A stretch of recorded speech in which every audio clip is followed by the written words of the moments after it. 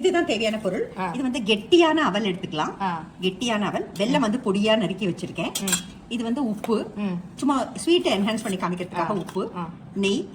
இது வந்து டேட்ஸ் நல்ல விதைய எடுத்துட்டு தண்ணியில ஒரு 1/2 hour முன்னாடியே ஊற போட்டேன்னா நல்லா அப்படியே சாஃப்டா ஊறின உடனே நம்ம அரைக்க போறோம்.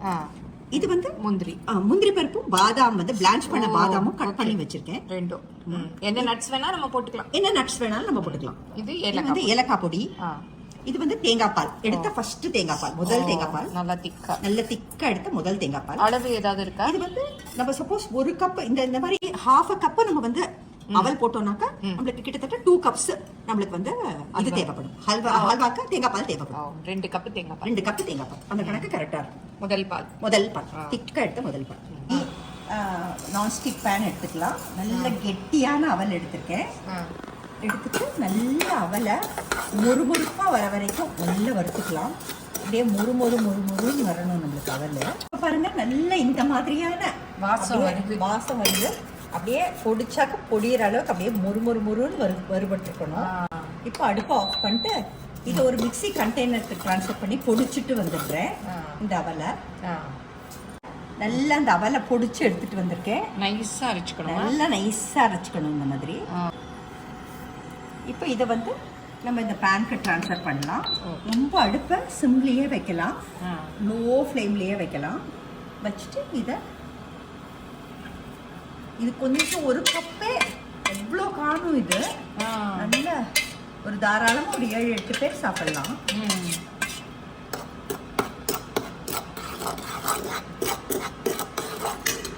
இப்போ பாருங்க லேசா இது வறுபட்டாலே போதும். இப்போ நல்லா நம்ம எடுத்ததான அந்த முதல் தேங்காய் பால் இதை நல்லா ஊற்றிடலாம். இது தேங்காய் பால்லையே வேகணும். நடுப்புற நம்ம நெய் ஊற்றிக்கலாம். ஹல்வா கலர்ற மாதிரியே தான். இதுக்கு நெய் இல்லாமையும் செய்யலாம். ஆனா நம்ம ஹல்வாவா அதுவும் ஒரு கிருஷ்ண ஜெயந்திக்கு செய்யறதுனால கொஞ்சம் நல்லாவே நெய் போட்டுக்கலாம்.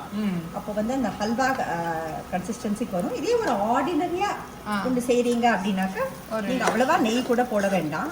கொஞ்சமா ஒரு 1/2 டீஸ்பூன் நெய்ல கூட இதை செய்யலாம். கொஞ்சமா தண்ணி தெளிச்சுக்கலாம். நம்ம கன்சிஸ்டன்சி பார்த்துக்க. இப்போ பாருங்க நல்ல டேட்ஸை வந்து விதைய எடுத்து நல்லா ஊற வச்சிருக்கேன். பார்த்தாக்க நல்லா ஊறிடுச்சு. இதை வந்து அரைச்சிட்டு வந்துடுறேன். அப்படியே அரைச்சு போட்டுக்கலாம். இது வந்து ஒரு கிட்டத்தட்ட ஒரு 7-8 டேட்ஸ் போடலாம். அதுக்கேற்றபடி 1/2 கப்புக்கு 7-8 டேட்ஸ் போட்டுட்டு அதுக்கேற்றபடி நம்ம வந்து இந்த வெள்ளை. இப்போ பாருங்க நல்லா இந்த டேட்ஸை அரைச்சி எடுத்துட்டு இதை வந்து இது போடுறேன். நல்லா அவல் வெந்ததுக்கு அப்புறம் தான் நம்ம போடணும். மிக்சியில இருந்ததையும் கழுவிட்டு இதில் ஊற்றிட்டோம். பேரிச்சம்பழம் அது எல்லாமே இல்லையா? ஆமாம். இப்போ வந்து வெள்ளத்தை சாரா வடிகட்டி வச்சிருக்கேன். சும்மா கொதிக்க விட்டு தூசு போக வடிகட்டி வச்சிருக்கேன். அவ்வளோதான். இதையும் சேர்த்துட்டு போட்டுட்டு நல்ல கலர் கட்டி இல்லாமல் கலரணும். இப்போ நல்ல ஏலக்காய் பொடி போட்டுக்கலாம். ரொம்ப சூடாக இருந்ததுன்னா நம்ம இறக்கி வச்சு கூட கிளறிக்கலாம். ஆமாம், இறக்கி வச்சு கூட கிளறிக்கலாம். இப்போ வந்து இது வெள்ளம் சேர்க்கறது கொஞ்சம் தொண்டையை அஃபெக்ட் பண்ணுன்னு சொல்லுவாங்க இல்லையா? அதனால நான் எப்பவுமே வெள்ளம் சேர்க்குற ப்ராடக்ட்ஸ்க்கு இந்த மாதிரி சுக்குத்தூள் யூஸ் பண்ணிடுவேன். கொஞ்சம் அது நல்ல மணத்தையும் கொடுக்கும். அதுக்கு வெள்ளம் போடுற எல்லாத்துக்குமே நல்லா இப்போவே ஒட்டாமல் அப்படியே சுருளாக வந்துடும். இது நம்ம ஹல்வா பதத்துக்கு எடுத்துக்க போகிறோம் அப்படிங்கிறதுனால நம்ம வந்து இந்த மாதிரி செய்கிறோம்.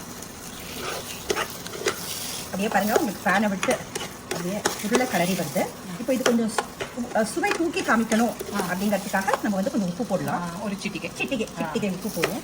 இந்த வெள்ளத்தோட உப்பு தூக்கி தெரியும். அந்த வெள்ளத்தோட சுவை தூக்கி தெரியும் அந்த உப்புனால. இப்போ நல்லா ஒட்டாமல் வருது. இந்த ஸ்டேஜில் நம்ம வந்து கொஞ்சம் இதை நல்ல நெய்யில் வறுத்துட்டு வந்துடுறேன்.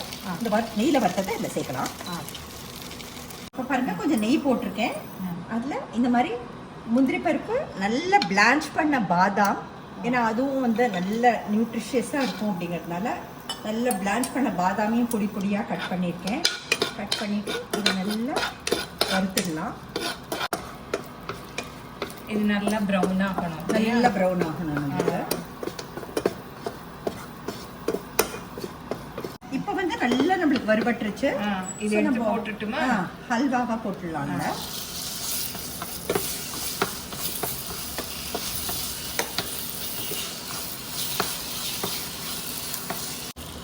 நல்லா ஒட்டாம கட்டி ஒட்டாம இல்லாம அப்படியே வந்துருச்சு. கட்டி இல்லாம ஒட்டாம அப்படியே வந்துருக்கும். ஆ. நல்லா உருண்டு திரண்டு வந்துடும். ஆ. பாருங்க அப்படியே உருண்டு திரண்டு வந்துடுச்சு. இப்போ நான் இதை வந்து அடுப்பை ஆஃப் பண்ணிடுறேன். ஆஃப் பண்ணிட்டு இதை வந்து ஒரு நெய் தடவி வச்சுருக்கேன். ஆ. இதில் வந்து நம்ம போட்டுட்டு லெவல் பண்ணிடலாம். ஆ. நல்லா அப்படியே நம்மளுக்கு பீஸாகவே போட வரும். ஓ. கொஞ்சம் டைம் இருக்கிறவங்க கொஞ்சம் ஆற வச்சு ஃப்ரிட்ஜில் வச்சுட்டு அப்புறம் கூட பீஸ் போடலாம். ஆ. இல்லாட்டி ரூம் டெம்பரேச்சர் வந்த உடனே பீஸ் போடுங்க. இப்போ பாருங்க ஆ. நல்லா நம்மளது ஓ, ஹல்வா சூப்பர். ரெடி ஆயிடுச்சு. இது அப்படியே கட் பண்ணி இதை வச்சு அப்படியே கட் பண்ணிக்கலாம் நம்ம பீஸாக. வந்து உங்களுக்கு டைம் இருந்ததுன்னா இதை ஃப்ரிட்ஜில் கூட நல்லா ஆற வச்சுட்டு அப்படியே நம்ம கட் பண்ணிக்கலாம். இந்த டெக்ஸ்டரும் ரொம்ப நல்லா இருக்கும் நமக்கு. இப்போ அவல் அல்வா கீதா மேம் சூப்பராக ரெடி பண்ணி கொடுத்துட்டாங்க. நான் டேஸ்ட் பண்ணி பார்த்துட்டேன்.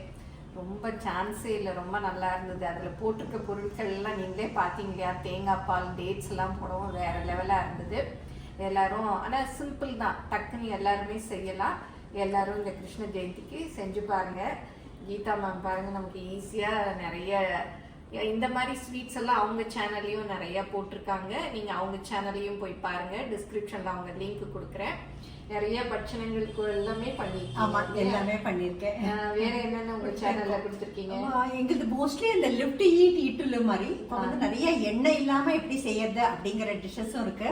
நார்த் இந்தியன் டிஷ்ஷஸ் இருக்கு, சவுத் இந்தியன் டிஷ்ஷஸ் இருக்கு, இட்டாலியன் இருக்கு, சைனீஸ் எல்லாமே இருக்கு. எல்லாமே இருக்கு. எல்லாமே ஈஸியா சொல்லி தருவாங்க. அதெல்லாம் போய் அவங்க சேனலை பாருங்க. அவங்க சேனலுக்கும் சப்ஸ்கிரைப் பண்ணிக்கங்க. Thank you so much madam. நீங்க வந்து உங்களோட அந்த ஒரு நல்ல மனசோட எங்களோட அந்த மைக்ரோவேவ் அவன் சேனலையும் இனாகிரேட் பண்ணதுக்கு ரொம்ப தேங்க்ஸ்.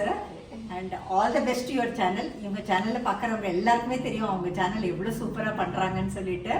ஸோ அவங்க வந்து எங்கள் வீட்டுக்கு வந்து எங்கள் சேனலில் மைக்ரோவேவ் அவன் இனாகிரேட் பண்ணதை நான் ரொம்ப பெருமையாக நினைக்கிறேன். Thank you so much madam.